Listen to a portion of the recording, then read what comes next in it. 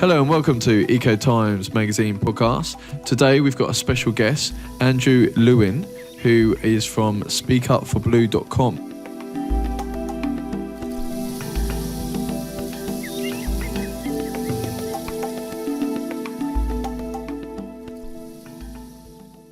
I'm your host, Alex Strong, and today we're going to get into what's going on in the ocean world, what we need to be aware of, what's going wrong, what's going right, and just anything really related to the ocean. So, Andrew, what is going on in our beautiful oceans? Are they okay, or do we need to be aware of some certain things happening? Well, that's a great question. Alex, I would love to come here and say our oceans are fantastic and they're great. But unfortunately, I can't say that. Our oceans are in trouble. There's no doubt about that. There's a lot of science to support that statement. We have, and it's not just necessarily one specific issue. It's a number of issues, and when you put them together, it makes it even worse. And unfortunately, a lot of those issues, or actually all of those issues, have to do with human disturbance. So I'm going to name off a few, the top ones that I like to talk about a lot, because we'll get into this later, but there are solutions that we can do as a community and as a global population that we can take that will help reduce our effect. But to start off, some of the biggest things that are going on, we'll talk climate change, which is the biggest. And there's a lot of political talk going on in different governments, depending on what side of the parties you lie and the spectrum you lie on, whether it's right or left or so on. Some people believe that climate change, depending on what side of the political spectrum that you fall on, some people believe in climate change and they think that humans are causing this disturbance and this huge effect. Other people are saying that it's not human caused. It's just a natural cycle that happens over a million years. The people who say that, the latter, tend to be for natural resource development, oil and gas, have some sort of incentive to say these things. And I'm here to tell you that no matter what people say, it's not a belief or non-belief. It's a fact. Climate change is here. It's here to stay. It looks like, we're already seeing some of the things, and the science supports it. 95% of scientists in peer-reviewed journals talk about climate change in almost every aspect of science. We have ocean acidification, which is a complex issue, but briefly what it means is essentially that the animals that require calcium to build into their skeletal structure or their structure cannot do so because there's not enough calcium in the water anymore, free calcium available. And that has to do with climate change. It's messing up that chemical balance. And so, oysters, corals, snails, mollusks, so anything that has a shell that's calcium-based, which is a lot of ocean animals, cannot build their shells. They can't build their home, so they won't survive. And we're starting to see some of the effects in Vancouver, in British Columbia, here in Canada, where I'm from. There was a huge die-off of oysters, which ended up costing millions and millions of dollars to the plant that was raising this aquaculture facility, where they raise these oysters. And they had to do major layoffs. It was a huge impact to the local community, and it's showing you that, like, this example is just showing you that these losses are not only just environmental losses, but they're economical losses as well. So there's ocean acidification, there's sea level rise, which is impacting a lot of low areas that are just above sea level. Islands are affected, where there's increased storm surges, and with sea levels increasing, you're getting a lot of damage. I'm going to give you a lot of North American examples because that's what I know. Yeah, of course. I apologize for your European-based audience, but we had Hurricane Sandy up on the northeast coast of the U.S. A couple of years ago, devastated New York City, Manhattan. I mean, it was just flooded everywhere. All beachfront properties were devastated, were gone. It was billions and billions of dollars in damage. Again, there's economical damage and there's just structural damage, and some people died in this devastated hurricane. So these effects are kind of cumulative with a lot of different things. But sea level rise is a major thing. Ocean acidification is a major thing. You got also with climate change, you have sea surface temperature increase, which is affecting animals.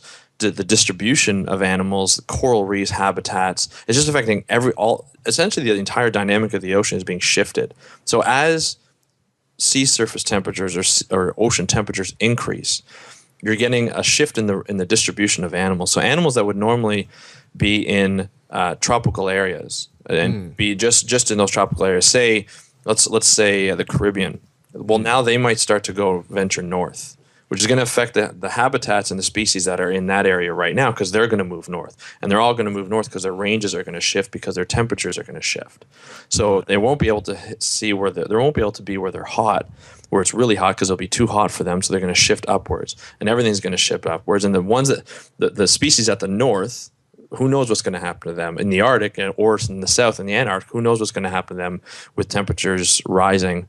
They're not used to that kind of temperature. So you got a lot of effects just from climate change, which doesn't help anything else, right? So you have you have overfishing, which is just the commercialization of fishing and technology getting better and better and better in terms of catching fish. There's a lot of bycatch issues, which is like you're not catching the targeted species. These things are just wasted.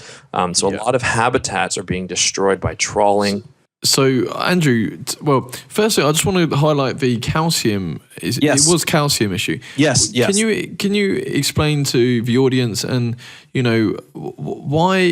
what's going on? Why is there a calcium issue in the first place? And two, is there a solution? There is a solution. But first I'll explain that what's happening is.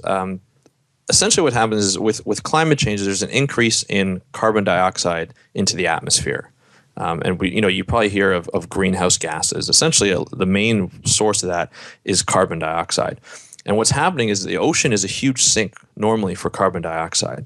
But with that increase happening over the last, say, couple of centuries, since the Industrial Revolution, a lot more carbon dioxide is being absorbed in the ocean. And what happens is that carbon dioxide goes into the ocean, and it throws off the balance of calcium carbonate, which is the main chemical that is used for animals to absorb calcium. And what happens is the carbon dioxide binds with the calcium carbonate to make a different compound. And I apologize, I'm not a chemist. I don't remember the compound. However, that's making the ocean more acidic. It takes away the basic properties of the ocean. So normally the pH for the oceans is about 8.3, 8.4. But with this shifting, it's actually bringing it down. So it's making it more acidic towards low 8.0, and maybe even further down. And what that does is that really throws off the chemical balance of the ocean, and that it doesn't allow calcium to be freely available for animals to absorb into their shells and build their shells. So for instance, a coral like the animal coral, its skeletal base is made out of calcium carbonate, almost like a limestone. It needs that calcium to build, and it builds slowly. But without that calcium available, it won't build the skeleton. So eventually it just crumbles. There's nothing left of it. It won't grow. It actually recede. And as many of your audience might know, is that coral reefs, when you have multiple corals in one area, is a huge habitat for diversity. It really allows a lot of diverse species to come in and hide and find food and all this stuff. And without those corals, that diversity goes away.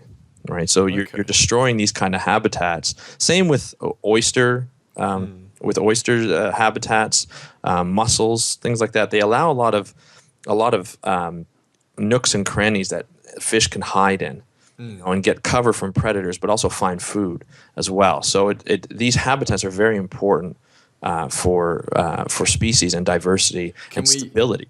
Can we fix it then, Andrew? Is there a solution? There is a solution, but it's slow. Just as the building of climate change was slow, it's also slower to sort of bring it back. The major thing is to stop putting carbon dioxide into the atmosphere, or the amount of carbon, reduce those carbon dioxide and those methane gases, and essentially all the greenhouse gases that heat up the atmosphere, heat up the ocean. So what you need to do essentially is what a lot of people have been saying is, use less energy. We burn fossil fuels for energy. Use less energy. So that includes drive less, right? Use more efficient cars. Try and in different countries, right, in various countries, put policy together that actually provides incentives for renewable energies, like tidal power, wind power, solar power. Those are renewable energies that do not add more carbon into the atmosphere. You have coal plants that will add a lot of not only carbon dioxide, but a lot of chemicals as well. I think I heard cement. Cement contributes 30% of our global carbon footprint. And planes. Cement and aeroplanes are terrible, apparently. Yeah, absolutely. I mean, you're looking at a lot of, if you think about airplanes, you're looking at a lot of fuel burnt in one single, in a few hours, right? Depending on how long the flight is. You're looking at jet fuel. So it's quite a bit. And the process of making cement, absolutely, for sure. I mean, we over here in Canada, we have the tar sands, which is a very messy and carbon-filled way of actually extracting the oil from the sands, the tar sands. We here in Canada, our policy, I guess, with the government now is to say, we need this economic development, and we need to ship out this oil as much as possible. So we're going to develop it no matter what. And a lot of environmental policies have been ignored and changed so that sort of economic development can be facilitated, which is disappointing, as a Canadian citizen and just as a global citizen, to see that the tar sands contribute to 40% of Canada's carbon dioxide. Wow. Yeah, so which is a lot. It is quite a bit, and we've increased quite a bit. So it's very disappointing to hear. Who's kind of leading the way? I mean, in renewables, I know Germany are pretty on top of it. Is there any other country on your radar, Andrew, that's doing really well in terms of really minimizing that carbon footprint? You know what? That's a very, very good question. I do know that Canada and Australia are becoming worse and worse, and I think rated as last. For some reason, I think Brazil is doing a lot better. Areas that have a lot of room to put in solar fields, like deserts and things like that. There is. I'm gonna have to send you some links. There was a rating in terms of how countries are doing with their renewable energy use and how they're reducing carbon. So there are countries. I know Germany is one of the better ones, and I think there's some other European cities. I'm going to say France, but I'm not too sure. I think there's a city actually in Poland that is totally converted to run kind of off the grid, or Spain, or maybe both of them. I think. Right. Yeah, I think on the site we've got some articles coming up on that. Well, that'd be fantastic. I'd love to read those. yeah, definitely, Andrew. And you're welcome to do a guest post at any time. So. Yeah, absolutely. I'd love to. I would like to thank our sponsor this week, which is ECOTIMES magazine. They cover everything green. Magazine is on the iPad and iPhone. They cover eco travel, amazing eco travel resorts, organic recipes, so amazing recipes to cook, eco gadgets, what's the latest gadgets in eco, amazing eco transport, so battery powered bikes, hybrid cars, battery powered cars, renewable energy, what's the latest in renewable energy in terms of all the different innovative ways we can get energy. Eco how-to, so for example, how to build your own solar panel or own house or something along those lines. They cover eco architecture, so like eco building. They cover tiny houses, which are amazing small houses on wheels, which you should definitely check out if you haven't seen them. They cover all eco news, so what's been going on in the week, and organic food growing techniques. Anything green really, and it's a weekly magazine, and it's on the iPad and iPhone or iTunes. So the link is below, so please enjoy. And now we get back to the show. Thank you very much.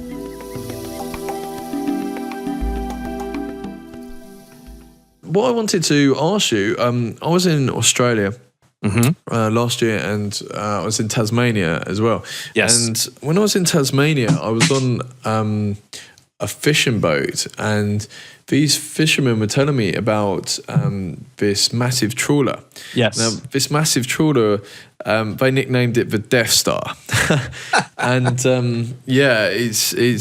but it gets more sinister. Yeah. Basically, this massive trawler had I don't know specific names, but I'm sure with a bit of Google search people can find it. But this massive trawler basically cleared out Africa of all their fish, like tons and tons of fish. So they would have it was probably a bit like a battleship, where you have smaller frigates and stuff, and they had other smaller trawlers.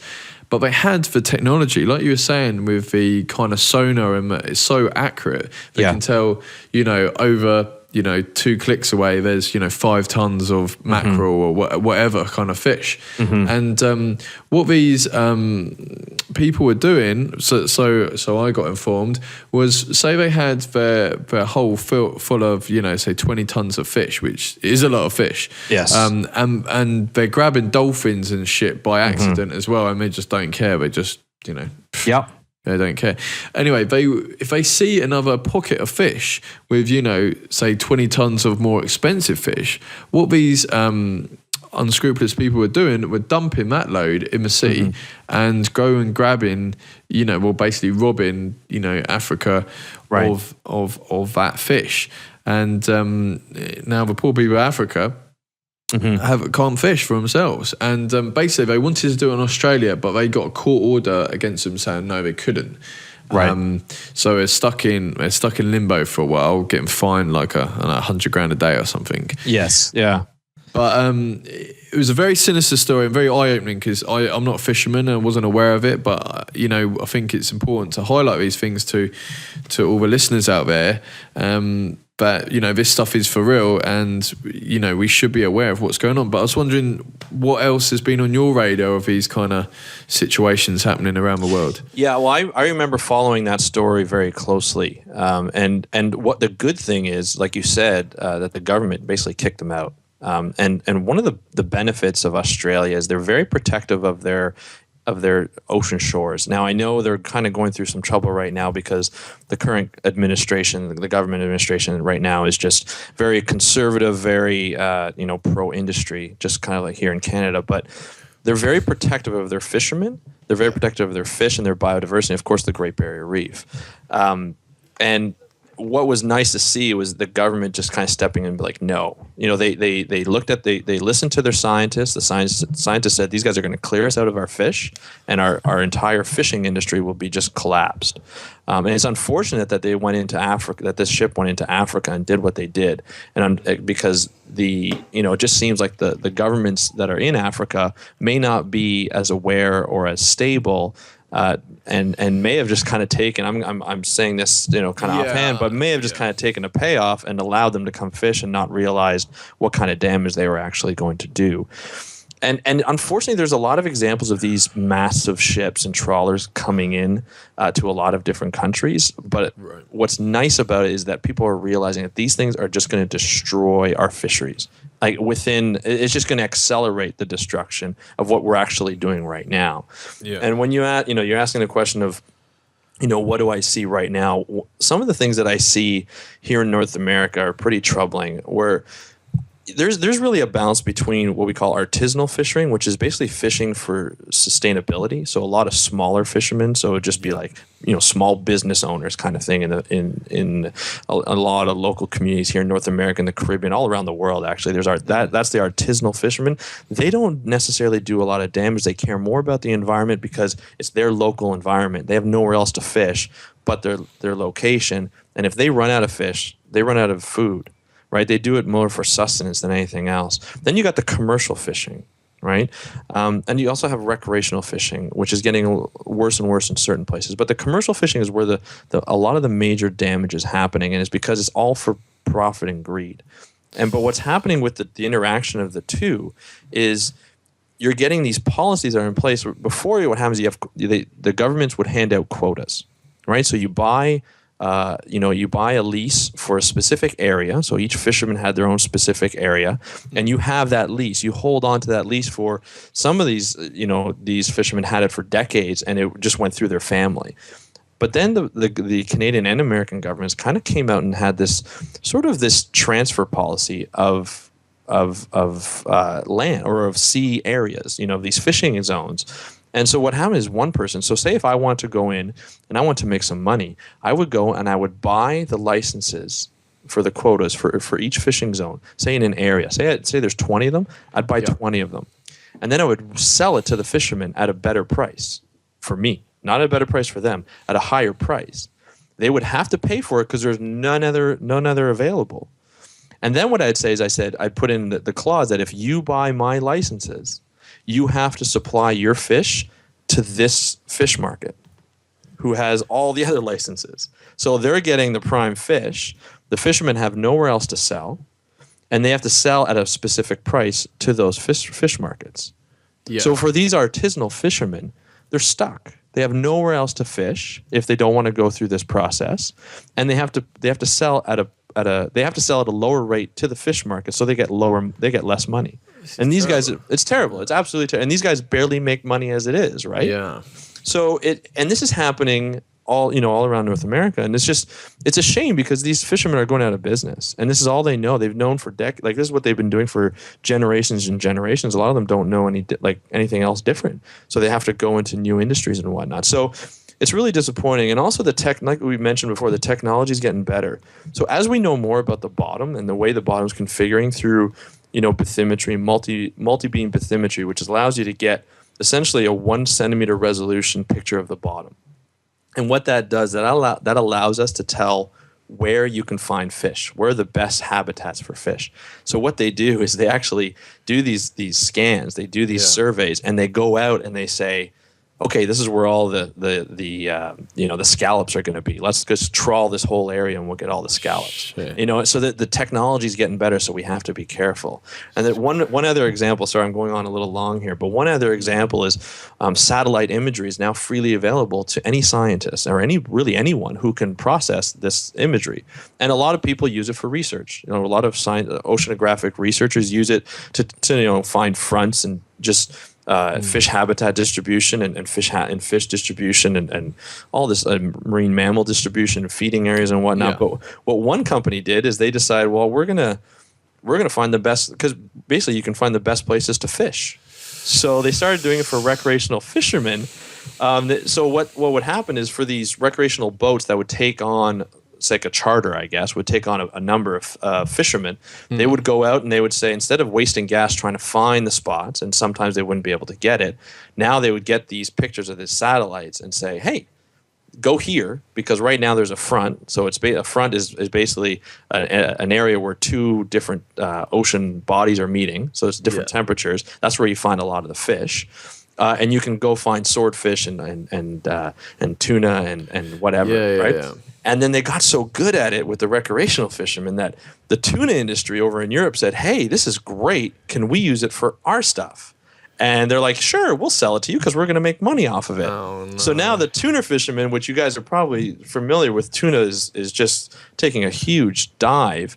Now, instead of what they used to do is they used to fly planes, and they used to physically look for tuna at the surface, and then they would direct their boats there. And that's what they normally do. Now they just use a satellite imagery and look for fronts, because that's where you're going to find tuna.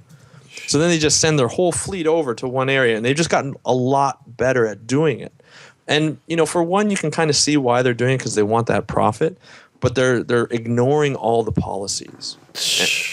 And there's a really good. Terrible. It is terrible. And there's a really good documentary. It's called Along the Line, and it's narrated by Ted Danson, who's an American actor of Cheers and a number of other movies and TV shows. And he's a big environmentalist, and he narrated this film. And the thing that always popped out about this documentary to me was, one year the European Union got together and they were going to set the quotas. They do it every year. They set the quotas for tuna. So they went to talk to the scientists, and the scientists said, okay, based on the models and the biology and what we found, you could take a maximum of 15,000 tons if you want it to be sustainable. So 15,000 tons, which is a lot of fish. Mm. So the government went, okay, well, that's not very much. We got to go to the fishing industry and negotiate. Let's just bump it up to 30,000 tons. It's like, what? It's like they just, okay. Are we dealing with morons? Well, that's the thing, right? Because they're dealing. It's the lobbying. It's the the political part, right? So they ignore the science, they double it, and then after the negotiations, it went to 60,000 tons. Right, so it went up fourfold. And so now we know it's not sustainable at all, right? It was just sustainable at 15,000, but then they go up to 60,000, right? So it just doesn't make sense in terms of listening to the science and going from the science to the policy and to the political era and the political arena. They just don't get it. They don't. What's happening is you're getting a lot of politicians who are not listening to the scientists. Well, they sold their soul to become one. No offense to politicians. No, you're right. There are some good ones, but most of them, it's just they just for some reason they ignore the science. And you see now in the States, that there's just a new election. And so it was basically to elect the House and the Senate. And now it's dominated. The majority for the Senate and the House are Republicans. And you see now they're putting a lot of Republicans in charge of their science committees. And these are Republicans who have come out and said, we do not believe that humans are causing climate change. And they're in charge of the science. They say, we don't believe the science. Yeah, so it's funny. I'm not sure if you guys get the Colbert Report. Do you guys get that show? No, I'm not sure. Okay. It's a kind of a comedy show, like a satire show on news, and Stephen Colbert is the guy who hosts it, and he basically acts like a conservative, and he kind of takes it to the next level, and basically repeats it, but it's all satirical, and we just laugh at how just idiotic. Ridiculous. It is. But it's true. It's happening. That's exactly. The trouble, isn't That's it? the scary part. So that is the scary part. It is. So they came out with a clip, and this has been happening recently, especially since the elections, where the Republicans have been coming out and said, you know what, I don't believe in climate change. I don't believe in the science of climate change, but they try and qualify it by saying, but I'm not a scientist. See, so they can say it because they're not a scientist, so it's like but they don't believe in the science. Free cards. Exactly. And you have a lot of people who aren't scientists believing this, and you have the scientists just kind of like dumbfounded. We're like, well, wait a minute. That's like me saying that in 2008 there wasn't a recession, but I'm not an economist, but I don't believe there was a recession. I mean, it's just like it just doesn't make sense. It's just painfully cringeworthy. That's what it is. It is, and that's one of the problems with overfishing is that we don't listen to our scientists, and our scientists are there to tell the truth. That's the whole basis of science. I'm not saying it's perfect, but the whole basis of science is to tell the truth. Is to say this is what's happening, so that the decision makers, the politicians, and all the nonprofits and stuff can come out and say, hey, this is what's happening. And we need to worry about this, or we need to address this. We need to find a solution for this. And a lot of times that doesn't happen.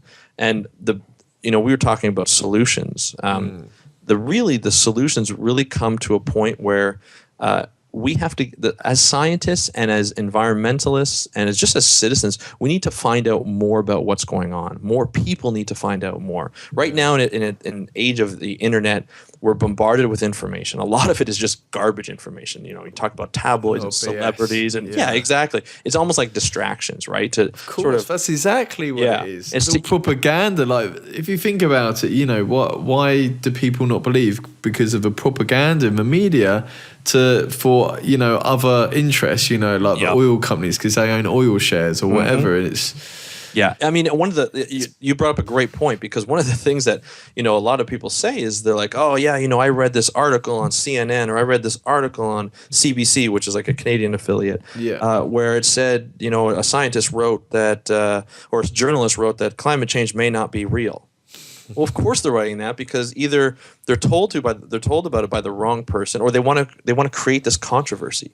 But you look at any of the scientific papers that are out there that are peer-reviewed scientific papers, which basically means if you scientists are taught to criticize. We criticize the heck out of each other to the point of arguments. But that's what we're trained to do. And although they're not, a lot of biology and ecology is not an exact science, we are trained to criticize. So when I say peer-reviewed, we criticize each other. Like when we hand in a draft to get a paper, we get it back with critique saying, this isn't right, or you need to prove more on this, or you need to provide more evidence. So these papers are evidence-based papers, facts, not opinions, facts. And we need more people to be aware of these. And what happens is what you're doing is you're getting this movement of ocean or science communicators that are scientists, but also journalists who understand better the process, and they understand how to communicate it to the general. Exactly. And that's what the beauty of it, that's where the real solution lies. And to be honest, that's why I started speakupforblue.com, was because I said, people need to find this out. I was talking to my friends, who have various education and professional backgrounds and cultural backgrounds, and they didn't know about this stuff. And I'm just like, this is common sense to me, but they didn't know about it. Yeah, I'm with you, Andrew. I didn't. It's crazy. So I just want to chuck in a few different subjects. Yeah, for sure. Sorry, I kind of go on these rants, and I apologize. No, it's fine. But it's so depressing, but we have to be aware of it so we can make a difference, Absolutely. And I think in the future, I mean, I saw the UN speech by Leonardo DiCaprio. Did you see that, Andrew? Yes. Oh, it's fantastic. It was epic, absolutely epic. He just nailed it, and we need more people like him to kind of speak up and let the masses know that it's not BS. This is fact, and we should make a change. Yeah. So. Changing the thing, I was just reading them. You've got an amazing article on sharks and stuff on your blog. Now, I'm gonna totally chuck you a curveball here, Andrew. Okay. What, in terms of sharks, if you were in a situation where a shark is near you, what can you do to survive? Well, the first thing is now. You got to remember, you got to think about who you are, and what you need to do. Okay, so like, for instance, in a being. No, I'm teasing. Well, like if I were in the water and there's sharks, I've gone diving with sharks in the water. Yeah. Okay, now they're smaller sharks. They're not sharks that would provide a risk to me or have a potential risk to me. I don't do that because I'm not comfortable with that. There are people who will dive with sharks. There are people you've seen people dive with great white sharks on TV. You've seen people dive with tiger sharks in the Bahamas here, just in the Caribbean. There's a whole industry based on diving with tiger sharks, right? And massive tiger sharks. And there are a lot of people who will dive with tiger sharks and nothing will happen.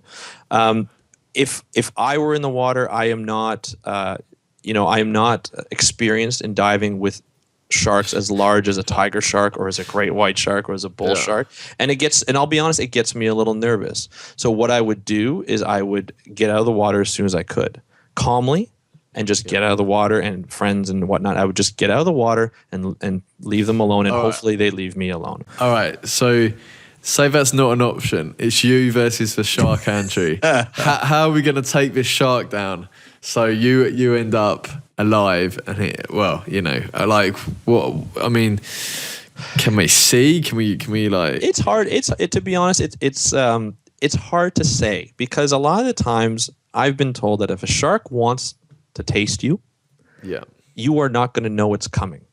Really? And for the most part, you're not. If you look at if you think about the way great whites hunt, right? And you've seen, I'm sure a lot of people have seen either Discovery or some kind of video on the BBC or something, some kind of video where you're going to see especially in South Africa, you see a great white shark just come popping out of the water to grab a seal, right? And they come jumping out of the water. They leap right out of the water, sometimes about 6 feet out of the water, and come right back down. And these are massive sharks, right? These are South Africa, New Zealand kind of sharks. Now, you got to remember, to get that, like these are 18-foot sharks. To get that size shark to get out of the water, they have to be going very fast. So the way they hunt is they come from below. So they come down, they're down 30 meters, they're deep. Right? And if you think about a great white shark, think about what they look like. They're gray on the top, they're white on the bottom, right? Yeah. So if you're a swimmer looking down, and they're really deep, you're not going to see that they're there. Oh no! Right? And if you look up and they're above you, I mean, you'll see a shadow. But if they're above you, they're white. So technically, with the sunlight coming through, they're kind of made to be camouflaged a bit, right? Right. So to be honest, you're not going to see it. Now, the way you kind of get out of those situations is you don't go swimming where there's 18-foot great white sharks in the water. Okay. Yeah, of course. You're putting yourself more in a risk. Okay. If you do, I mean, there are things, I've heard people say, if you do get attacked by a shark, there's certain things you can do. You can try and get in its eye, like hit in its eyes, hit it on the top of the nose, hit the gills. But to be honest, at that point, if you're getting bitten, you do anything you can to get out. Of course, yeah. I mean, that's just the way it is. And I don't know the right way because I've never been bitten. And God help me, I hope I never do. No. The biggest thing to avoid it is if you're not comfortable with swimming with sharks, don't do it. Yeah. You know what I mean? If you're going to do it in a cage dive that it's safe. There are a lot of eco tourists that are out there that do the proper things, and you can go out and you can do it safely. It's exhilarating. I've been told I haven't done it myself. It's on my bucket list at some point, but it's exhilarating, and it's definitely, it puts things into perspective. David Schiffman, who also goes by Why Sharks Matter, he's a very popular social media guy on social media who's also a shark researcher, PhD at University of Miami. I know him fairly well. We were talking one time. He did a dive in South Africa while he was at a conference. He was out in a cage dive, and he said, you see these sharks and they're massive, but on TV you see them and they look like they're slow moving and they're just kind of creeping up and around. But he says in reality, because they're kind of chumming the water to get them around, they're moving fast. Like they're just zipping by. You can barely see them because they're zipping by you. Really? And you're just like, wow. Like you see these massive things going so fast. He goes, it's exhilarating, but you rarely see them just kind of floating around and checking you out, right? That's how fast they are. They're predators, and they're very good at it because they've been around for so long. So it's quite, sharks are fascinating. I'll be honest, I get scared when I see a shark. I'm nervous, but it's the respect I give them. They are the ultimate predator, the apex predator, and they're beautiful, beautiful animals. Andrew, have you ever heard of any crazy stories of any ladies or gentlemen that have actually, survived and, I don't know, Yeah, well, there are some amazing stories that have come out. You got to remember, there are not many people who get bitten by sharks per year compared to the entire population, right? I think it's like maybe less than 1% get bitten. Some of them usually it's still 7 billion people on Earth, so it's still but I think it's an average of I think it's like don't quote me on this. I think it's between 4 and 12 people die per year by shark bites. There are more that get bitten, but they tend to be minor bites. So there are more better statistics than myself on this, but it's very little compared to what you see now. Again, a lot of people that get bitten are going in areas that are full of sharks. Like there's a lot, like Florida in the U.S. is known for having a lot of sharks, a lot of variety of sharks, small, big, you never know. They can all take they see a baby toe, you're walking in up to your knees. They see they see your foot. They don't see that it's a larger person. Normally, you're not going to get attacked by a smaller shark because their mouths are only so big. If they see your foot around a corner, if you're snorkeling or something, they may be like, oh, that looks like good food. But then they see you're that's attached to this massive being, and they're like, oh, let's get out of here, right? So there's only a certain amount of sharks that will really come up to a full size human being and actually be able to do some damage. But there are people who have had. I think there was recently a person who got bit by a wobbegong shark, which is pretty powerful jaws, but they're not a very big shark. And it's you can Google them because it's very weird to describe. They're kind of a funny looking shark, but they have a very big mouth, and they're known to put when they're known to really clamp down or really move fast because they're more of a sit and wait kind of predator. They sit there, they're camouflaged, and then they kind of wait. And it just so happened that this surfer was going by, and she knew she was getting bit, and she had stitches on her legs. And you can see if you look online, wobbegong shark attack or something, you can probably see the woman because it was fairly recently, and she had a stitch. But what was good, what you're seeing, a lot of these surfers and a lot of these people who are getting bit are usually people who are in the water quite often. Yeah, and what they come out and say is a lot of times like, yeah, I got bit. It's the risk I take. I survived. I'm happy I survived. It's not the shark's fault. They mistake me for food, and that's it. What is their vision like, and how long do they live for? It depends on the sharks. They're usually long-lived species. So especially the larger species tend to be more long-lived. So it can be, it can be, 50 to 60 years for some of these sharks. Wow. Their vision is kind of I'm not going to say obscured, but it's not that great. Their sense of smell is a lot better than their vision. Right. And that's why their vision, sometimes they can get mistaked by, I'm not sure if you've ever seen that there's some images, graphics on the web where you can, if you look up and you see a surfer, so you see the board going down the middle, and then you see the hands and feet on either side, and then they compare it to a sea turtle, which is obviously a larger shark's kind of prey, which is the same, it has the same kind of shape. And so they say, a lot of times when sharks bite surfers, they think the idea is that they think it's a sea turtle, a large sea turtle. So that's why they go for it, because that's one of their prime prey for a lot of these sharks. So it's so sometimes they can they don't see perfectly. They don't see that it's a shark, but they can smell. So smelling of blood in the water. If you're swimming and you have a cut, I'd bandage it up. Or maybe decide not to go, because that can attract them. They got a very good sense of smell in that respect, right? Also, they can sense movement. They have this kind of sixth sense where they have this ability to measure. They have the ability to sense the electric pulses your muscles make. So that's how they detect fish in how far waters that aren't clear.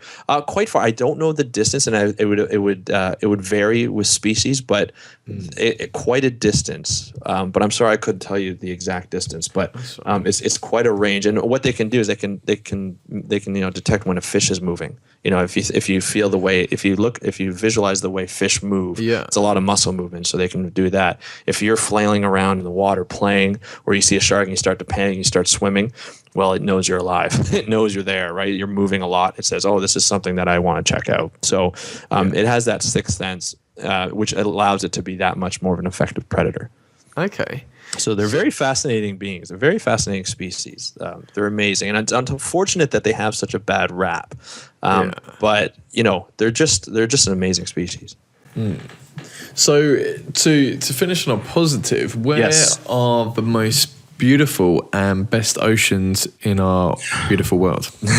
I guess it's relative to what you think the best oceans and things would be. There are not many. Where's warm? Usually you think warm where you can swim and be on a nice beach. Warm, clear, beautiful fish. Yeah. Safe. Yeah, I would say. I've spent a lot of time a few times in the Caribbean. Swimming and diving in the Caribbean. Now, there are a lot of places there that are nice. I just had a trip to Saint Martin in May where we went diving. It was just beautiful coral reefs, sharks. There have been, I saw sea turtles sleeping, just gorgeous, tranquil, just amazing, beautiful island. And the people were amazing, and just the beaches were awesome.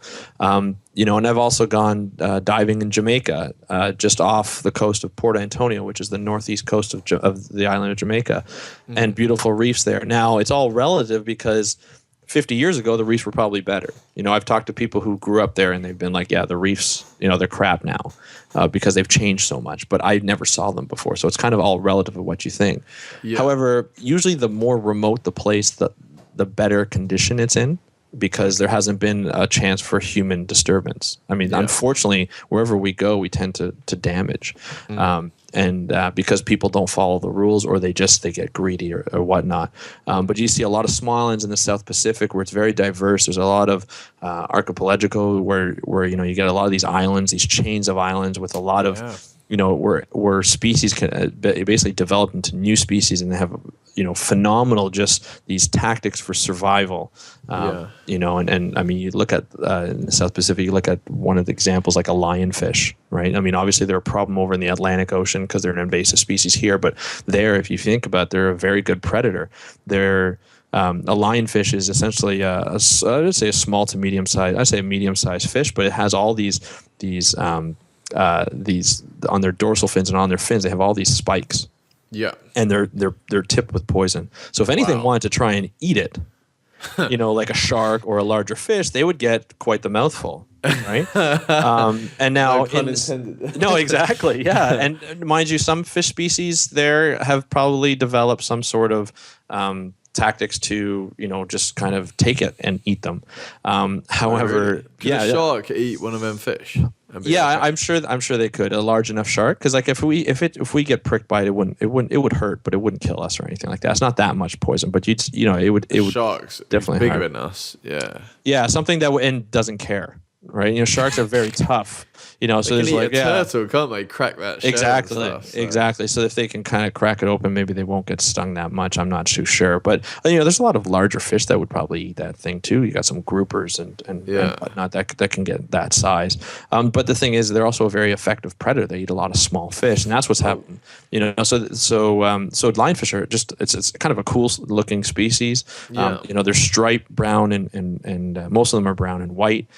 And they've got all these massive spines on them. They look awesome, and they're big in the aquarium industry, and that's how they got over to the Atlantic. Some people released them, and they just survived in the Atlantic. And now, because they're such a good, effective predator, they're affecting a lot of the smaller fish distributions on the east coast of the States and in the Caribbean. You find them everywhere now, and now there's huge programs to try and eat them as much as possible. They say, we're so good at overfishing, let's overfish these invasive species to the point where they're not around anymore. So unfortunately, we can't control. And that's the problem. We try and control too much, and we just can't. But anyway, the South Pacific would probably be a fantastic place to go. There are parts of the Great Barrier Reef that are amazing. What about Indonesia, though? Indonesia, absolutely. Indonesia, Thailand. Yeah, Thailand, Indonesia, Papua New Guinea.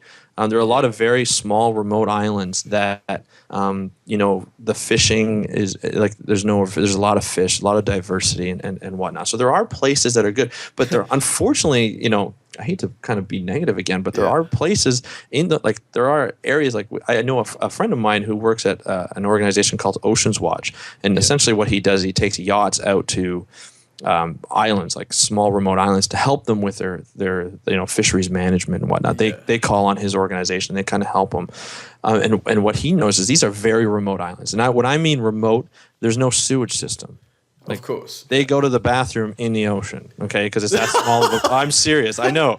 That's how remote this is. They rely on their fish for protein, and they rely on their, I guess, crops for their carbohydrates and whatnot. That's how important these islands, the food is for. Yeah, of course. And he was telling me a story one time where he went there, and after a storm, all this plastic washed up on the beach of this remote island. They don't have plastic.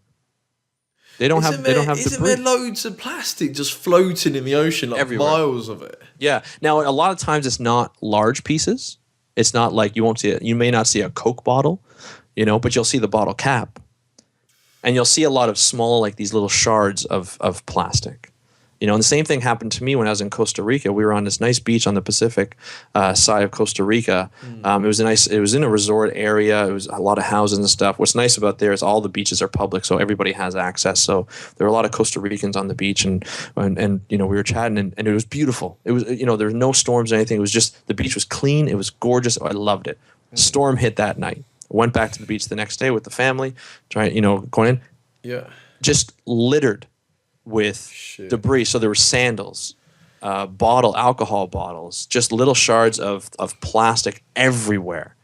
Like it was a completely different beach. And it was so disappointing to see. But that was coming back from the ocean and also coming from the rivers and streams, where people litter up top and they don't think it comes back to the ocean. Yeah. All those those sewage ways, or all those, the storm sewers and stuff, where people just kind of, you see people on the street here, and it enrages me. You see people throwing their cigarette butts down the sewers, or, they throw gum, or they throw trash. Yeah. You see a McDonald's bag go, and I'm not knocking on necessarily on McDonald's, but, fast food bags and all that stuff. And you're just like, what are you doing? And they're like, oh, that's not going to go anywhere. It's like, yes, it's going right down to the ocean. Shit. Where I live, it goes right to the Great Lakes. And where do the Great Lakes empty into? The ocean. Right? So that's what Sorry, Andrew, did you see that a young chap invented a special piece of equipment to clean up the ocean? Yes, I did. And there are some controversies with that. All right. Yeah, in terms of will it be effective? Well, let's get it made. Let's get it made. I agree. I'm all for trying to clean up the oceans, but the problem is it's so widespread that the biggest thing that we can do now, we're talking about solutions, the biggest thing that we can do now is prevent more from going in the ocean. Yeah. And the best way to do that is for every person on the planet to become aware of this problem and react. So, for instance, plastic bags at grocery stores. Here, it's huge. People will go through, plastic bags like tons. They'll get 8 to 10 every time they go grocery shopping. Oh yeah. Right? You don't need them now, especially nowadays. Maybe 10 years ago you need them because there was no other alternative. But now, grocery stores sell reusable bags. They sell them in crates. They sell them in coolers. They sell them in everything. And not only are they reusable and they're cheaper in the long run and better for the environment, but they actually fit more stuff into one. So I'm not carrying 8 or 9 as I go to the Yeah. car. Yeah. You know what I mean? And it's just, but people are all like, here in Toronto. I mean, I'm not sure if you've heard of our former mayor, who's not mayor anymore, but he was a guy. He was pretty much an idiot. And I hate to describe people like that, but he had a drinking problem. He ended up smoking crack, and it went internet. Oh yeah, it went internet. Yeah, but the worst part is he came out and he said we had this 5-cent tax on plastic bags. So if you want a plastic bag, you can get it, but you have to pay 5 cents. Wasn't a lot, but it was enough to deter people from paying 5 cents because people are cheap, right? Yeah. Well, he came out and said, "I'm sick of paying 5 cents for my bag, so I'm taking off the 5-cent rule." Oh, and we were just like, that is the complete opposite of what we're trying to do. Yeah. And it was just annoying, like to see people like that in charge who are so ignorant of what's happening and they don't listen to anybody. All he cared about was a stupid 5 cents. And he didn't understand that plastic bags are so bad for the environment and unnecessary. We just don't need it. Andrew, it's so true, because I went to a shop today. I needed plastic bags. They gave me plastic bags for free. Now, I was in Ireland yesterday, and in Ireland, they're on the euro, and they charge you 22 cents per bag. Right. And obviously, that is enough to deter you to reuse bags. And like you said, it's annoying, but it's that little thing that will make people, do it. You've got to have a little pain for the bigger picture. Well, and the thing is, if you look at it, all you have to do is keep these reusable bags in your car. Yeah. And then you just take them out and you use them. It's not as if it's a complicated thing. That's what I don't get. It's just it's the easiest thing to do, and they fit more and they're better. They're cooler. So say you were at lunch at work, you go on your lunch. My wife sometimes she'll go on her lunch, go grocery shopping, keep it in the cooler. She can keep it and she doesn't have to put it in the fridge. She doesn't have to worry about everything going bad. And then when we get home, she unloads it. It works. It's so simple. I just don't understand it. Right. I've got to wrap up, Andrew. Yes. But, thank you so much for coming on the show. And we'll definitely have you back. Yeah, absolutely. I'd love to. I had a lot of fun. Beautiful. Andrew is contactable, and you can check out his site, speakupforblue.com, and let's get the message out there and start, getting a grip of our oceans and sorting it out. Thank you again, Andrew, and I'll speak to you soon. Absolutely. I look forward to it. Thanks, Alex. Thank you very much for enjoying our Eco Times Magazine podcast. We'd like to tell you all the platforms we're on. So we're on SoundCloud, we're on Stitcher, which is for Android. If you've got Android phone, you can download a Stitcher, which is a podcast app, and get the Eco Times podcast on there. We're on iTunes, so you can get it on your iPhone and iPad and all your Apple devices. And we're on TuneIn as well. And we're on YouTube. So please subscribe to whichever platform works best for you. And thank you very much for listening. We want to say a big thank you very much to Eco Times Magazine for sponsoring the podcast. They are a weekly magazine, cover everything green. So if you're interested in growing your own food, renewable energy, amazing eco resorts, eco gadgets, basically anything green, how to build your own home, tiny houses, eco transport, organic food, anything green really. Big thank you to them. And please check them out. The links be below, and it's on the Apple newsstand, so you'll be able to get it on your iPad and iPhone. Thank you and have a great day.